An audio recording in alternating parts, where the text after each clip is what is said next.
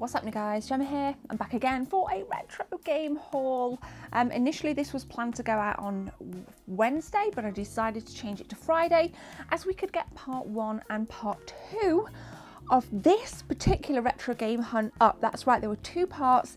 They'll be located in the cards, but for those of you that missed it for whatever reason, went down to GameSmart in Yardley, which is a brand new store for me to cover on the channel. The second part involved me doing some GoPro stuff with the chest harness, so you actually get to see what I get to see. And then for the first part we had the gimbal with Jess kindly doing the filming for me. So that is done. I'm so pleased with it.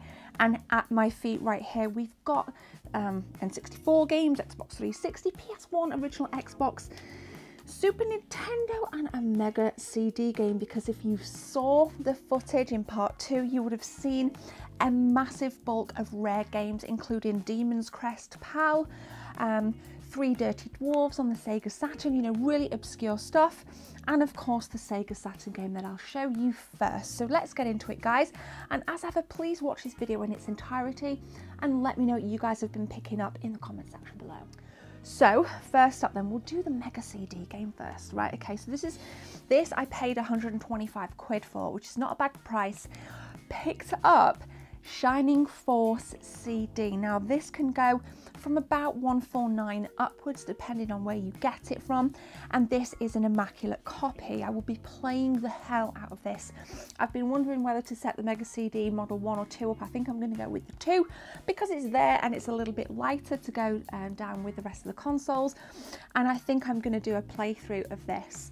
I was pretty kind of blown away when he came out with all the different rare, you know, like the rare stuff. I don't know, you know, they were kind of kept in the back, ready to sell for idiots like me.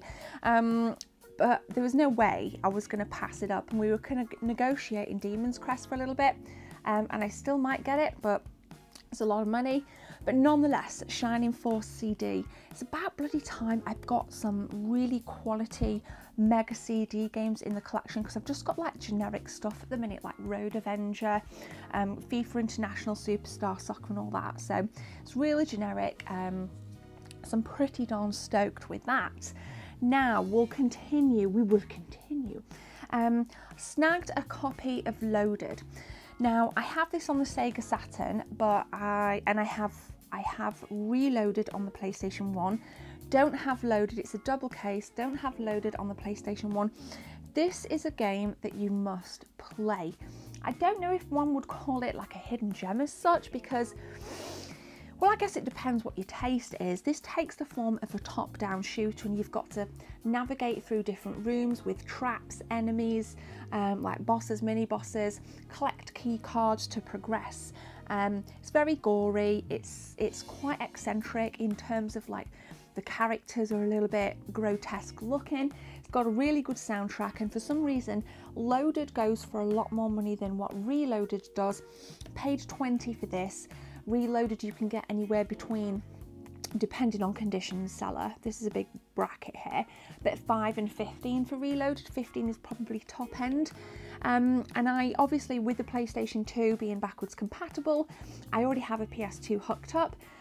Sadly don't have my Saturn or any of my PlayStation 1s hooked up, so I can just pop this in, kick back on the beanbag and enjoy some Loaded.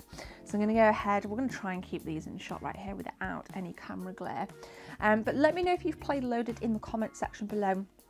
For me back in the day, it was like one of a kind of games. Everything tended to be like what I played, aside from Link to the Past. Everything was side scrolling. Like that was the most common kind of game that my peer group were playing. And then I like discovered Link to the Past, and it introduced me to the top down elements.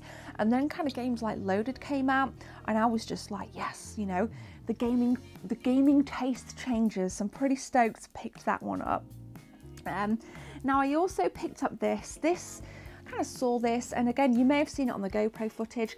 This is Extreme Ghostbusters The Ultimate Invasion, apparently better played with a light gun, I'm told, and it was actually Daz that told me. Now I've not played this, and one of my goals really when I'm out retro game hunting is to buy games that you don't necessarily see around that often excuse me because for me, it gives me an opportunity to like broaden my horizons and play games that I didn't grow up with, that I haven't played as an adult. Now, unfortunately, I won't be able to sample this with the light gun because I don't have a CRT television. I have my 4K flat screen, but you can play this, again, I'm led to believe, with a controller. It does say analog compatible anyway, so yeah, you can play this with a controller. And as an avid Ghostbusters fan, I kind of thought, what value is this game going to kind of add to the series? Like, what angle is this one going to come from? So this is Extreme Ghostbusters, the Ultimate Invasion. Let me know, like, is Daz right? Is it better with the light gun? Or like, if you were to play it, would you play it with a controller? Continuing, a couple of like super cheap and arguably quite friendly original Xbox games. A pretty battered copy of a series of unfortunate events. I've heard good things about this. This was only £1. I actually didn't check if it had a manual. Unfortunately, it doesn't. It had a little price tag drop out though, but they're easily kind of picked up. But I have heard decent things about this, and I thought, you know what, for £1, I've got my green transparent original Xbox set up. That's ready to go. And I picked up Reckless, the Yakuza missions. Now, again, a game I haven't played, but if we were to kind of look on the back, I'll just read this out to you. It says, drive out crime as you race at top speeds through challenging streets of a fully interactive city.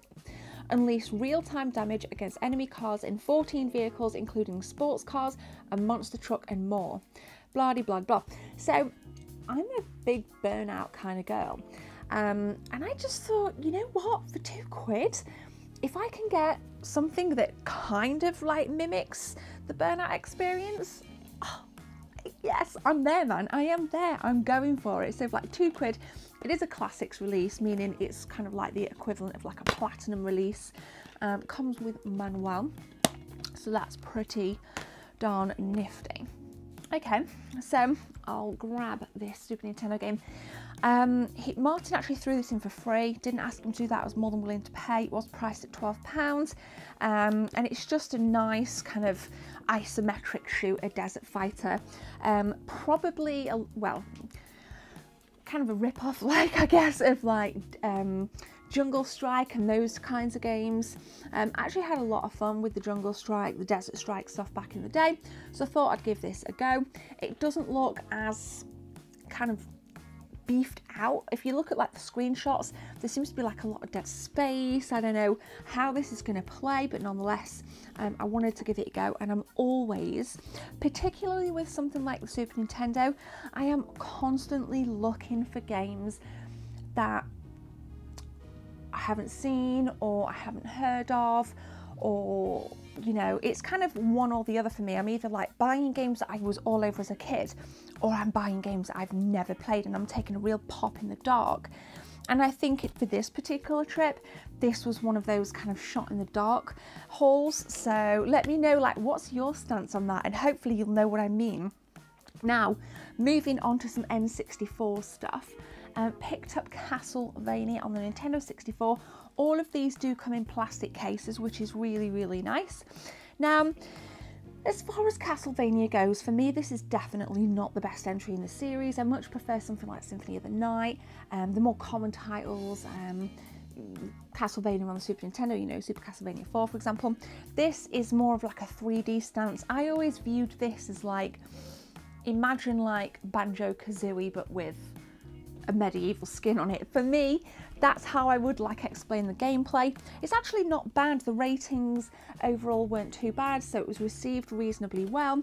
I am looking forward to getting into this. I still need to set my N64 well. I've got about 5 different variants of N64s, maybe more. I'm going to get one set up. This cost me £30. The box isn't in great condition, but nonetheless, it's a game I don't own and I was willing to kind of pay that, so I guess it is what it is. Cool, yeah, let's keep going with the N64 stuff. Now, this is a good game. I really enjoyed V-Rally back on the PlayStation 1. Picked up V-Rally 99. There was something captivating about races on the PlayStation 1, like your Porsche Challenge, even like the F1 games. And then on the Nintendo 64, like Beetle Racing, this, you know, swinging back to the PS1, random games like No Fear Downhill Mountain Bike. Like, I just really enjoyed races back in that kind of like middle towards the end of the 90s. And this is just a freaking awesome game. I loved Colin McRae as well. There's not really much to say about this as a game. It does what it says on the tin. It's a racing game. It says here there are 12 official cars from the World Rally Championship and blast through 8 countries, experiencing some truly original and realistic conditions. So it's a racing game. I actually am really enjoying Forza Horizon 4. Speaking of racing games, really enjoying that. For me, that is the best exclusive on the Xbox One at the moment. Hopefully we can get more DLC pumped into it. I know there's some DLC out at the moment. Last N64 game then is Shadow Man, another title that was received really well, really fantastic reviews, and I really like Shadow Man because it reminds me of Legacy of Kain, Soul Reaver on the PlayStation 1. Now remember what I said earlier, I either buy games that I was like all over as a kid, which is like this one, and it really kind of, that's the more nostalgic side of me. And then the other side is just the adventurous, rebellious collector in me, greedy bitch that needs to buy everything because. So yeah, have you played Shadow Man? If so, like, let me know when you first played some of these games, because I do like to read your guys' like comments with memories in and things. Snag that. And then we're down to, if I can just, see if we can get out there. Yeah, baby. Last and by no means least, picked up this. Now this is the Xbox 360 Tomb Raider survival kit. This is actually collector's edition. Now this particular version comes with a Lara Croft model inside, which I will show you.